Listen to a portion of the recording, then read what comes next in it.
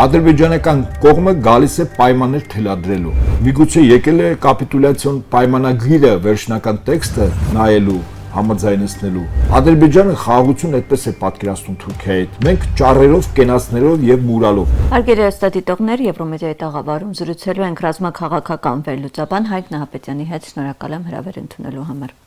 Պարոն Նահապետյան, ադրբեջանական պատվիրակությունը Հայաստանում է, ում ինչ մենք զրուցում ենք, ըստ տեղեկությունների արդեն հրապարակված կադրերը կա, փոխվարչապետը Մուստաֆայևը իր պատվիրակության մյուս անդամների հետ հանդիպում է Աղվերանում հայ գործարար շրջանակների հետ։ Նախ սկսենք այնտեղից, որ ադրբեջանական մամուլից առաջին այս տեղեկությունը տարածվեց, հետո նոր հայաստանյան ԱԳՆ-ն տարածեց ու մինչ այս պահը որևէ պաշտոնական տեղեկություն, որպես այդպեսին չկա քննարկումների վերաբերյալ։ Այդ եղած ինֆորմացիայի լրատվամիջոցների հաղորդած ինֆորմացիա դատելով դրանից ինչ եզրահանգում կարող ենք անել։ Նախ այցը պաշտոնական է թե չէ, մենք չգիտենք, որովհետև դրա վերաբերյալ կեցված դրսևորի պաշտոնական Հայաստանի պաշտոնական աղբյուրները, որից է տեղեկատվություն չկա, հետեւաբար մեր բոլոր գնահատականները ենթադրությունների դաշտից է։ Սովորաբար պաշտոնական այցի վերաբերյալ վաղօրոք է հայտնվում օրեր առաջ։ Եթե չկա նման տեղեկատվություն, ուրեմն վերջին պահին է որոշվել, որ գալ։ Նույնիսկ անգամ եթե վերջին պահին, ասենք 1 կամ 2 օր առաջ, այնուամենայնիվ տեղեկատվություն պետք է տրվի։ Գալու այցի նպատակների, հանդիպումների շրջանակը, ակնկալվող հանդիպումներից արդյունքները։ Չկա որևիցե տեղեկատվություն։ Այստեղից հետևություն, որ իրենք չգիտեն արդյունքների վերջնարդյունքում հանդիպումների ինչ եզրակացություն կլինի կամ ինչ ընդհանուր հայտարարի կգան թե չեն գա։ Բայց ինչու են հենց գործարարների հետ հանդիպում։ Ես դժվար եմ ասել, ինչու գործարարների։ Միգուցե դա քողածածույթ կարող է լինի։ Իրականում քողածածկույթ ըստ այն բանի, որ բուն նպատակը այլ է։ Այսինքն թեման իբր գործարար աշխարհն է, ինչ որ հիմնավորումով, բայց գալու բուն նպատակը այլ է։ Օրինակ տեղեկատվություն տարածվեց սոցիալական ցանցերում առայն, որ հանդիպան նպատակը ընտրություններից հետո, իշխանության վերարտադրությունից հետո Հայաստանի տարբեր բնակավայրերում, որտեղ ժամանակին մինչև 1991 թվականը եղել են ազգությամբ ադրբեջանցի բնակիչներ, պայմանավորվածություն է ձեռք բերվելու այդ բնակիչները երբ կգան, ինչպես կգան, ով կապահովի անվտանգությունը եւ բնակավայրերի անվանումներով, թե որ մարզերում, քանի բնակավայրում պետք է Հայաստանը ապահովի նրանց վերադարձում։ Նման տեղեկատվություն տարածվել է։ Հիմա ինչքանով է դա իրականությանը համապատասխանում թե ոչ, դժվար եմ ասել, բայց իրոք որն է տրամաբանությունը գործարար շրջանակի հետ հանդիպումը։ Առևտրաշրջանառության հետ կապված հարցեր են քննարկում գործարարների։ Գործարարները ում հետ, առևտրաշրջանառություն ում հետ։ Դե արդեն մերձեցել ենք Ադրբեջանի հետ, առևտուր ենք անում։ Այդպես չի, եկեք իրեն տանք իրենց անունները, փաստերով խոսենք։ Օրինակ փաստ առաջին այդ պատվիրակության այցից հետո կենտրոնում երթևեկությունը կոլապսի մեջ է։ Ես այն ճանապարհը, որ անցնում եմ 5-ից 7 րոպեում, անցել եմ 45 րոպեում եւ բականին ուշացած եկել եմ ըստ տաղավար։ Այսա փաստ է։ Փաստ համար 2 Հայաստանը Ադրբեջանի հետ գտնվում է պատերազմի մեջ, չհայտարարված, բայց պատերազմի։ Հիմնավորում եմ Քանի որ Հայաստանը եւ Ադրբեջանի իշխանությունները փորձում են վերջնարդյունքում բանակցությունների ստորագրել մի փաստաթուղթ, որի անունը խաղաղության պայմանագիր է կամ խաղաղության համաձայնագիր, իսկ նման փաստաթուղթ ստորագրվում է պատերազմող պետությունների միջև։ Ուրեմն Հայաստանը Ադրբեջանի հետ պատերազմի մեջ է։ Ինչ գործարար շրջանակների հանդիպում, ինչ տնտեսական զարգացում եւ այլն, ինչի մասն է խոսքը։ Դե ակնհայտ է, չէ՞, որ այստեղ ինչ որ բան են չի։ Եվ ինձ համար առաջին ցուցիչը դե պաշտոնական տեղեկատվության բացակայությունն է։ Ես այստեղից կարող եմ ենթադրել, քանի որ չգիտեն ինչ արդյունքի կգան, ինչ եզրահանգման բանակցություններում։ Դրա համար որևիցե տեղեկատվություն չեն տալիս։ Եկան ենթադրենք ընդհանուր հայտարարի կտան այդպես կենացներով ծաղկացրած տեղեկատվություն։ Չեկան շատ հակիրճ 1-2 նախադասությամբ ինչ որ պաշտոնական կիսաչոր հայտարարություն կլինի։ Այստեղ հանդիպումներ կլինեն, օրինակ պաշտոնական մակարդակով ղեկավարների հետ, օրինակ Փաշինյանի կամ փոխվարչապետի, ասում են, որ ակնկալվում է, քանի որ հենց սահմանազատման հարցերով հանձնաժողովի նաև ղեկավարն է, Մհեր Գրիգորյանի հետ հանդիպում։ Այդտեղ կա որոշակի տրամաբանություն, այո, երկու կողմից էլ հանձնաժողովների նախագահները, փոխվարչապետներ են, այստեղ կա, բայց նորից եմ ասում, եթե լիներ նման հանդիպում, օրինակ տեսականորեն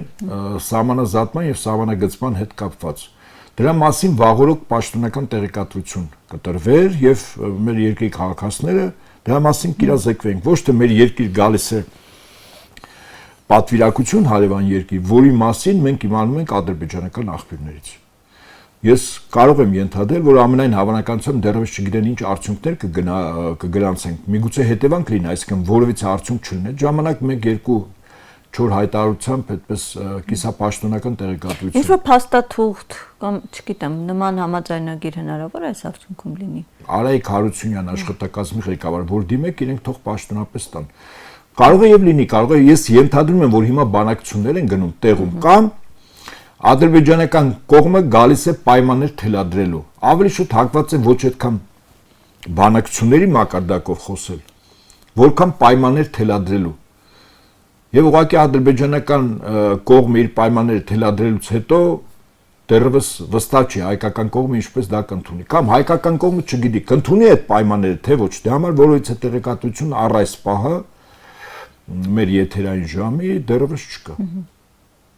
Պետք է դատողություններ անենք, այսպես լրատվամիջոցների տարածած տեղեկությունների։ Դե ուրիշ տեղեկատ, բայց ակնհայտ չէ, մի շարք փաստեր կան։ Պաշտոնական հանդիպում տեղեկատվություն չկա, հանդիպում նպատակներ տեղեկատվություն չկա։ Ինչու գործարարների հետ տրամաբանական չի։ Միգուցե եկել է կապիտուլյացիոն պայմանագիրը վերջնական տեքստը նայելու, համաձայնեցնելու։ Ես իդեպ չեմ բացառում, որ ասենք ընտրություններից հետո երբ իշխանությունները այս կամ այն ձևով վերարտադրվեն, ապա իրենց համար վերջնական տեքստ են բերել, որ ի գիտություն նաև ընդունեն Հայաստանի օրվա իշխանությունները, թե ինչ պայմանագրի ինչ կետեր կարող են լինել, հաշվի առնելով առկա աշխարհակահաղական նոր իրողությունները։ Խաղաղության պայմանագրի վերջնական տարբերակի մասին եք խոսում հիմա։ Ես կարծում եմ, ես այդ պայմանագիրը Բայց դա փոխվարչապետի մակարդակով, եթե այդպես մասնագիտականով այո։ Մասնագիտականով այո, ի պաշտոնել նրանք են պատասխանատու։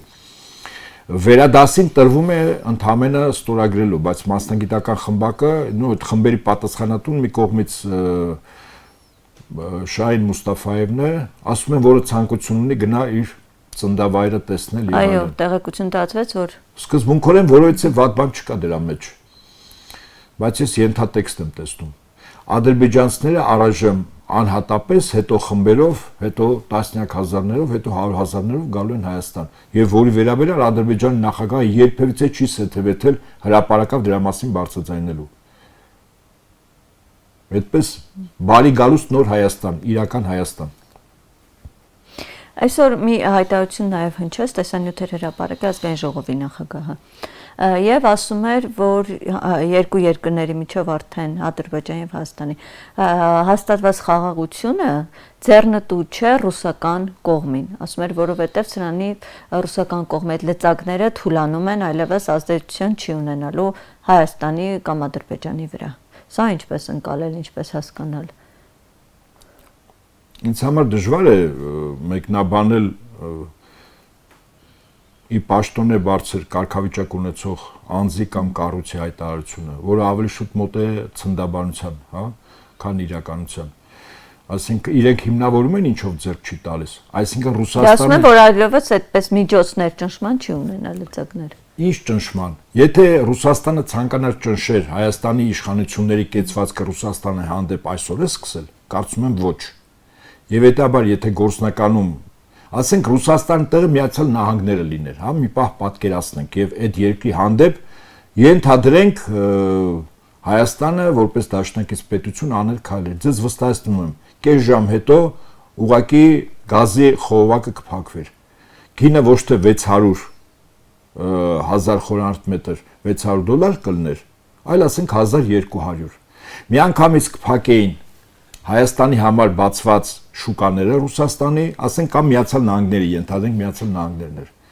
Ասենք 1 միլիոն Հայաստանի քաղաքացի, որոնք այս կամ այն ձևով նյութական ապրուստ են հոգում Ռուսաստանում, չունենալով միգուցե նաև համապատասխան թույլտվություններ, աշխատանքի, կեցության, շատ արագ ուղղակի կլցնեին ավտոբուսները, գնացները եւ հայդա Հայաստան։ Օրինակ բոլոր այն պայմանագրերը, որ Հայաստանի հետ կնքված էր, նույն պահին չեղարկվեր։ Տեղում կհանվեր, ենթադրենք, ամերիկյան բազան, որը Հայաստանում էր։ Այդ թվում նաև սահմանապահները, բարձ է, չէ, զուգահեռը ռուսական հետ եմ ստանում։ Այսինքն Միացյալ Նահանգները խիստ գործնական տեղում քայլեր կանեին։ Եթե Ռուսաստանը ցանկանար նման քայլեր անել, որից իհարկե կտուժեր եւ մեր երկրի քաղաքացիները եւ Հայաստանի Հանրապետությունը, կարող էր անել, իսկ ինչու՞ չի անում։ Կարող է չի անել։ Այնպես որ եթե նման ցնդաբանություններ դուրս են տալիս, ես ընդհանրապես ասեմ, Արևմուտքում կա որոշում, Հայաստանը պետք է լինի թուրքական աշխարհի մաս։ Նաև Վրաստանը դիմադրում է, որտեղ Վրաստանում իշխանությունները հասկանում են իրական վտանգը, իրենց համար տեսանելի է Աջարիայի ներկան եւ ապագան, որը ուղղակի Թուրքիայի կառավարման ներքո է, Վրաստանի տարածք լինելով հանդերձ։ Եվ նրանք դիմադրում են։ Իսկ իրապես եթե նայենք, Հայաստանը պետք է դառնա որպես պետություն, եթե մնա այդպիսի, եւ Հայաստանի քաղաքացիները եթե այստեղ ապրեն, ադրբեջանցիների հետ միասին են ապրելու, այստեղ բավականին մեծ հոսք է լինելու, դա մի օրում չի լինելու, մեկ ամսում չի լինելու, բայց դրա համար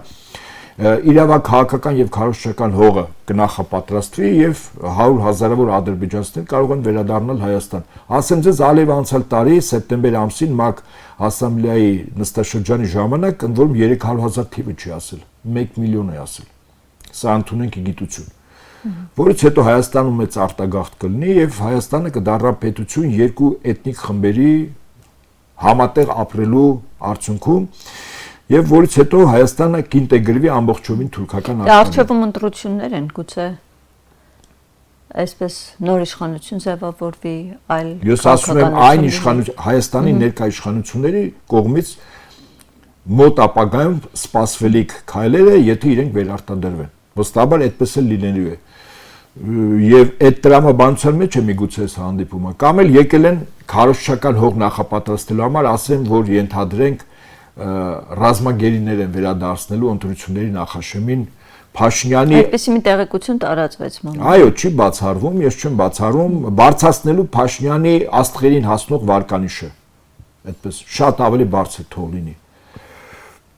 Կարող է այդպիսի քայլեր լինեն։ Այնուամենայնիվ ակնհայտ է մեզ ոչ բարեկամ երկու պետությունները, իսկ եթե իրեն տանք իրենց անունները, մենք այսօր Ադրբեջանի եւ Թուրքիայի հետ պատերազմի մեջ ենք գտնում, չհայտարարված, բայց Թուրքիայի հետ եւս 1993 թվականից սկսած, երբ Թուրքիան տնտեսական շրջափակումով Հայաստանի նկատմամբ կիրառվեց պատերազմի էլեմենտ, եւ այդ երկու պետությունները խնդիր ունեն Հայաստանը նվազագույնը մեզ համար լավագույն տարբերակ ինտեգրել թուրքական աշխարհին, իսկ վատթարագույն տարբերակ ուղղակի Հայաստանի Հանրապետությունը այստեղ գոյություն չունենա եւ մենք ինչպես ասում են դառնա գաղթական, ինչու որտեվ Ալիևը ասում է, սա Հայաստանի Հանրապետությունն իրենց պատմական հայրենիքի մի մասն է, դրանց բխող բոլոր ծանր հետևանքներով։ Եվ ընդ որում, որպեսզի մենք հասկանանք, որից հետո է Ադրբեջանը յուրաքանչյուր տարի լրջագույն զորավարժություններ է անցկացնում վերջերս Թուրքիայի հետ համատեղ։ Մի քանի օր առաջ, այո, լրջագույն օդադեսանտային ասենք խորքում դեսանտ իջեցնելու գործողությունների համադրման եւ այլն։ Ադրբեջանը խաղաղություն այդպես է պատկերացնում Թուրքիայի հետ։ Մենք ճառերով, կենացներով եւ մուրալով խաղաղությունը չեն մուրում, այն պետությունը եւ այն ազգը, որը խաղաղություն է մուրում, ասենք Չերչիլի հայտնի խոսքերը, հա, արժանապատվության եւ խաղաղության պատերազմի, մենք երկուսն էլ ստանալու ենք։ Իսկ Ադրբեջանն ու Թուրքիան ասում եմ ուժի դիրքերից են խոսելու եւ մեզանից պարտադրաբար ստանալու են այն ինչ իրեն գտնում են, որ իրենցն է։ Եթե Ադրբեջանը գտնում է ամբողջ Հայաստանն իրենցը, Թուրքիան էլ կցանկանա, որ այս տարածքը լինի ինտեգրված թուրքական աշխարհին եւ վերջ։ Այո, այդ առումով Ռուսաստանը խոչընդոտ է։ Եվ Ռուսաստանի ղեկավարությունը այս ամեն ինչ հրաշալի հասկանում է։ Ոչ թե Ռուսաստանը դեմ է երկու պետությունների միջև կնքվող խաղաղության համաձայնագրին եւ խաղաղության հաստատման հարավային Կովկասում, որը շատ ցանկալի է Ռուսաստանի համար, որ իրենց համար հարավային ուղղությամբ խնդիրներ չունեն պատերազմական գործողություններ։ Այլ Ռուսաստանը շատ ավելի այլ ընկալումներ ունի Հայաստանը թուրքական աշխարհին ինտեգրելու արևմուտքի ծրագրերի նկատմամբ։ Պարզ ասենք, իրենք դեմ են։ Ավելին իր ստրատեգիական գործընկեր եւ դաշնակից Իրանի դեմ այսօր արևմուտքը մեր հարևանությամբ մղում է լուրջ ռազմական գործողություններ։ Արդեն բոլոր անգամ այդ բանակցությունները եւս վերջնական համաձայնության չեն կարողանում գալ։ Հանդիպում են, բայց որևէ արդյունք չի արձանագրվում։ Ես կարծում եմ, որ Միացյալ Նահանգները հերթական ռազմական գործողությունն է պատրաստում ցամաքային ոչ ամբողջ Իրանի տարածքով, ցամաքային տարածքով, բայց գոնե նվազագույնը Ադրբեջանում, իդեպ որի վերաբերյալ 3 Իրանի խորհրդարանի մի падգամավոր, որ նախկին արտգործնախարար եղել, նա հրապարակավ ասեց, որ վերջին գործողությունների ժամանակ ադրբեջանական օդանավականների երկինք օգտագործվել է Իրանի հյուսիսին հարվածելու համար։ Սա ցույցիչ է։ Այս կարգավիճակ ունեցող անձի խոսքը ցույցիչ է։ Եվ իրանական կողմը ամենայն հավանականությամբ պատրաստվում է նաև այդ ուղղությամբ ռազմական հարվածի, այսինքն Ադրբեջանից ցամաքային ռազմական, այո, Ադրբեջանից։ Սա նշանակում է, որ Հայաստանի օրվա ցանկացած իշխանություն որքան էլ խոսի խաղաղությունից, մենք հայտնվում ենք մի վիճակում, որտեղ մեր երկու հարևանները պատերազմում են, առավել որ հարևաններից մեկը հավակնություն ունի Հայաստանից բավականաչափ տարածքներ օտարելու։ Սրանց բխող ամբողջ հետևանքներով, իսկ մեր զինուժը կամ բանակը իր մարտական պատրաստությունը փոխել է պաշտպանունակություն տերմինով եւ ընդհանրապես զորավարժություն չի անում։ Ես չգիտեմ մեր բանակի զին անձնակազմը ինչպես է ստուգում եւ որտեղ է ստուգում իրենց մարտունակությունը, բարոյական վիճակը, որ իբր այդ ամեն ինչը բարձր մակարդակով եւ դրա վերաբերյալ վարչապետի պարտականություն կատարող անձը ասում է, ու դրանից չբարձացավ այդ չափորոշիչները։ Իսկ Ադրբեջանը հրաշալի գիտի, որպեսզի կայծակնային պատերազմ եւ հաղթանակ լինի, իր բանակը միշտ պետք է պատրաստ լինի այդ մարտական խնդիրը կատարել։ Դրա համար զորավարժություն։ Ես միայն ասում եմ արտաքին զորավարժությունների մասին, երբ որ Ադրբեջանի բանակի որոշ ստորաբաժանումներ այլ պետությունների հետ են անում, իսկ ներքին զորավարժություններ դուք վերջին 5-6 տարում քանի ներքին զորավարժության մասին տեղեկատվություն եք լսել կամ լուսաբանել։ Գիշեք, կարծում եմ չեք հիշի։ 1-2, որի մասին նույնիսկ ավելի լավ է չխոսել։ Հայաստանի։ Այո, Հայաստանը իր ներսում բանակը 1-2 զորավարժություն եղել է, որը բավականին տխուր ավարտ է ունեցել, ես առանց եթերում դրա մասին բարձրաձայնելու։ Այսինքն Ադրբեջանի բանակը Թուրքիայի հետ միասին պատրաստ է մարտական խնդիր կատարել, իրենց երկրի քաղաքական ղեկավարության կողմից դրված Հայաստանի իշխանությունները այդ ամեն ինչին հակադրում են կենացներ, խոստումներ եւ ոչ ավելի։ Մի հարցել, այսպիսի հայտարարություններ հնչեց նաև ազգային ժողովի նախագահի կողմից, ինչ էր ասում էր, որ Ստամբուլում հենց ասում էր Թուրքիայի հետ հարաբերությունների հաստատմանը խոչընդոտում է Ադրբեջանը։ Հետո Նիկոլ Փաշինյանը ասաց, որ սա այսպես հենց իր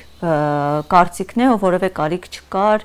կառավարության ընդհանուր քաղաքականության հետ համաձայնեցնելու։ Սա վերաբերյալ ինչու հենց Ստամբուլում այս հայտարարությունը հնչեց ու ինչ էր սա նշանակում, հա։ Գիտեք, իսկապես այնպես չի, որ Թուրքիայի եւ Ադրբեջանի շահերը ամբողջությամբ համադրվում են։ Ադրբեջանը սկզբունքորեն կառավարել է ամբողջովին Բրիտանիայի կողմից։ British Petroleum-ը բրիտանական է, այսինքն Ադրբեջանի նավթի արդյունահանում տեղափոխումը հիմնականում բրիտանական ընկերությանն է։ Մոտ 230 տնտեսվարող լուրջ սուբյեկտներ բրիտանական այսօր կազմում են Ադրբեջանի տնտեսության ողնաշարը եւ հատուկ ծառայություններ կարծում եմ այս երկարուձիգ տարիների ընթացքում գործակալական լուրջ ցանց են ստեղծել, այդ թվում նաեւ կառավարչական ապարատներում։ Թուրքիան Ադրբեջանը ներկայացված է միայն մեկ գործոնով, զինված ուժերով, այսինքն բանակ, որի կորուզը կազմում է կամ առանցքը բանակը։ Թուրքիայի ազդեցությունը անգամ կրոնական առումով թույլ է, որտեղ մեծ հաշվով Ադրբեջանը ինքը շիա պետություն է, ոչ թե սուննի մահմեդական։ Եվ հետեաբար լինում են դեպքեր, երբ Բրիտանիայի շահերը չեն համընկնում Թուրքիայի շահերի հետ։ Օրինակ Թուրքիային պետք չի, որ տարածաշրջանը պայթի, եթե Ադրբեջանի կողմից ռազմական գործողություններ սկսեն Իրանի նկատմամբ։ Թուրքիային դա պետք չի։ Միգուցե Ադրբեջանի նախագահը հավակնություն ունի, որ այդ պատերազմի արդյունքում Միացյալ Նահանգները եւ Իսրայելը, որոնք իր դաշնակիցները հաղթական դուրս գան եւ Ադրբեջանը Իրանից մեծ պատառ տարած կոտարվի եւ կմիանա Ադրբեջանը, միգուցե Ալիևի հավակնություններն ու ցանկությունները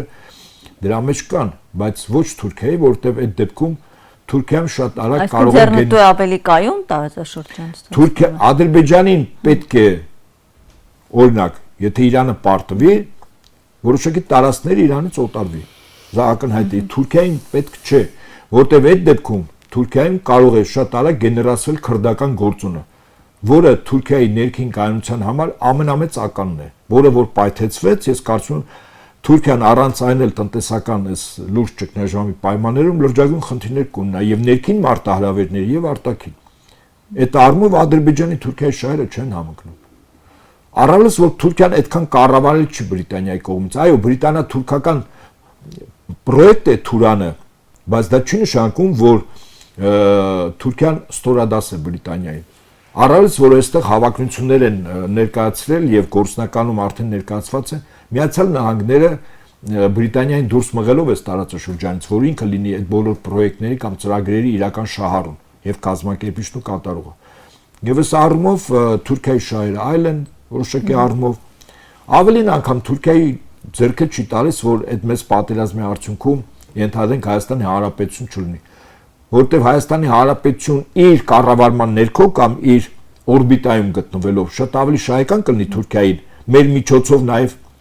Ռուսաստանի վրա ազդել, օրինակ 2-3 միլիոն հայկական սփյուռք կա, չէ՞ Ռուսաստանում։